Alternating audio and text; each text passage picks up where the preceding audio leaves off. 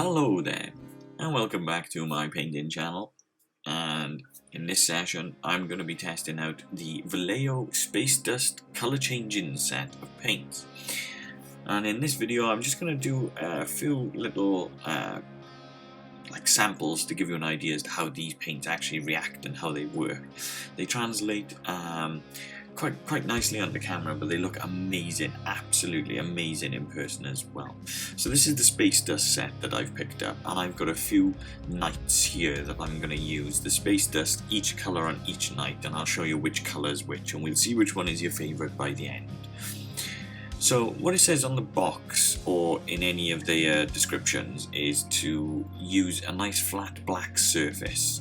So what I'm going to do first is I'm just going to base coat all of these guys in Abaddon black from Citadel. I mean, it can be any black, so I'm just using Abaddon black because I have quite a few pots spare. So what I'm just going to do is cover each one of the models in a nice flat black colour, and then I'm going to place the colour changing paints on top, and we're going to see which one sort of, like I say, which one's your favourite, which one stands out. I think I already know my favourite after going through and actually playing about with this before making the video, but I'd like to know which one you guys think is nice as well, because they're all very, very different. They all got a completely different sort of shine and a different tone to them.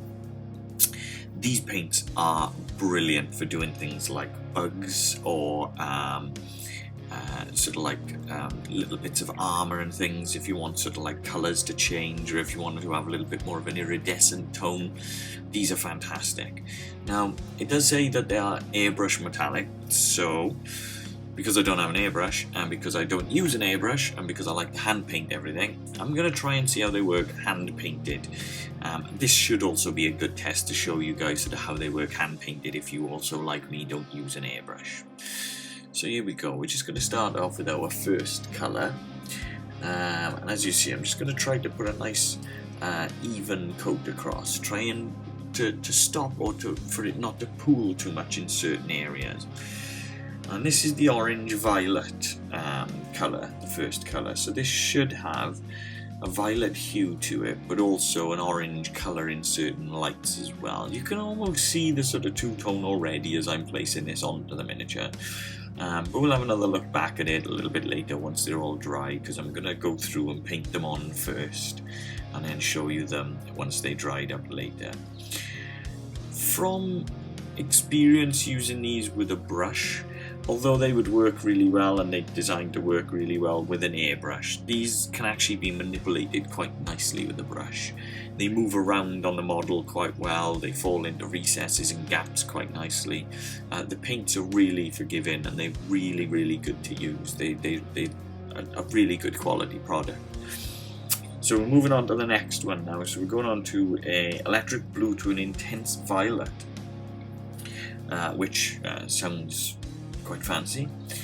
Now some of these, when you place them onto the miniature, they almost look like they start in or they come in out in white, but I think that's just the mixture to allow them to move onto the miniatures better. So, you know, like I was saying, the coverage onto the miniatures, the manipulation is really, really nice. This one, the blue on this one is really, really nice. This blue is very good for things like beetles or bugs, or, you know, that kind of iridescent sort of bug type thing. So if you were doing like Sylvaneth Army, where you get lots of different bugs and things like that, the blues tend to look really good for that kind of colour. So moving on to the third one, we're going from a green to a blue violet. So again, we've got a little bit of a blue, but this one should have like a green sort of tone.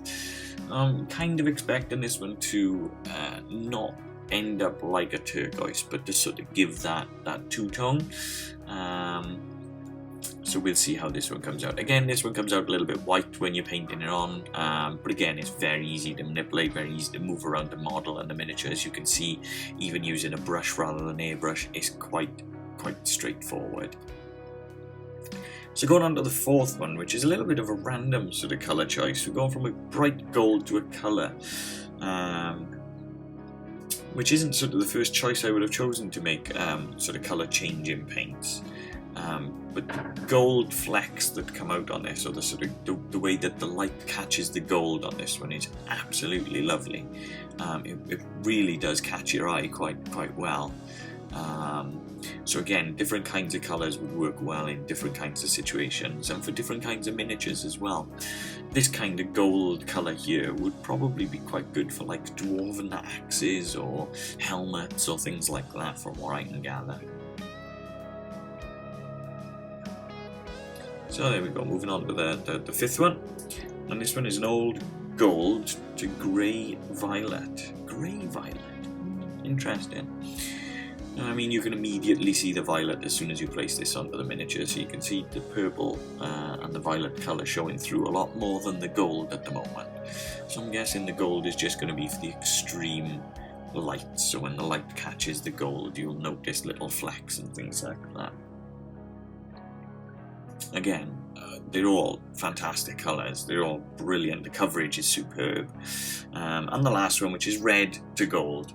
Plain and simple, red to gold, and I love the fact that it's bright pink in the bottle, and this one is a stunning colour. This one is a really nice sort of two-tone colour. You can already see the sort of pink effect, but you can already see the gold as well. It's very nice colour.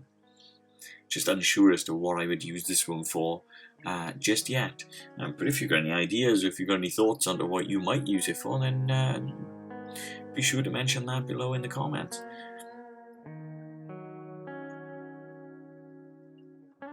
So yeah, I'd be eager to see which one of these paints is your favourite. So what we're going to do, now that I've manipulated and painted them, we're going to go back and we're going to take a look back through them one at a time, now that they dry. So there's the orange to violet, and you can see both orange and violet depending on which way the light is shining and things like that. Has a really nice sort of coverage to it.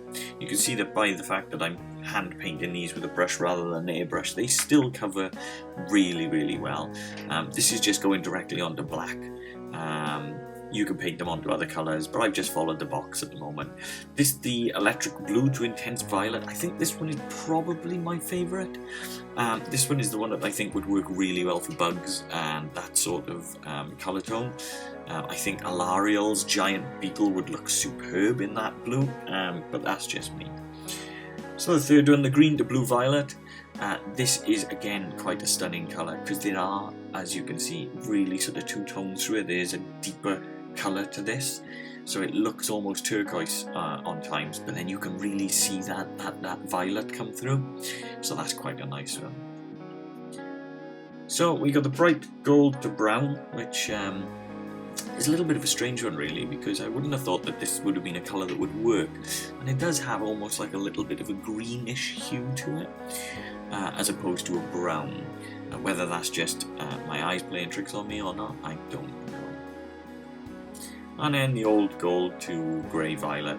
Again, not sort of the colours that I would have expected, but this one is nice for just a subtle colour change, because you've got that old gold, so it does look that colour, and then occasionally you just get little sort of like hints of that violet. And there's the red to gold, and this one again is more of a gold colour, but it does have that hint of red, so it does give off a little bit of a different kind of shine in different angles and in different lights. So that is all 6 of the Space Dust set. These are fantastic paints, lovely colours, brilliant coverage, easy to use, and they do change depending on the angle of the light that you're using. They would be used and useful for so many different and great different paint jobs. So bugs, armour, space style armour, you know, you've got your science fiction armour. They would be brilliant. So, as I said before, let me know in the comments which one you think is your favourite. I think number 2 is mine, the electric blue. I think I'm an electric blue guy, so let me know. As always, thank you very much for watching.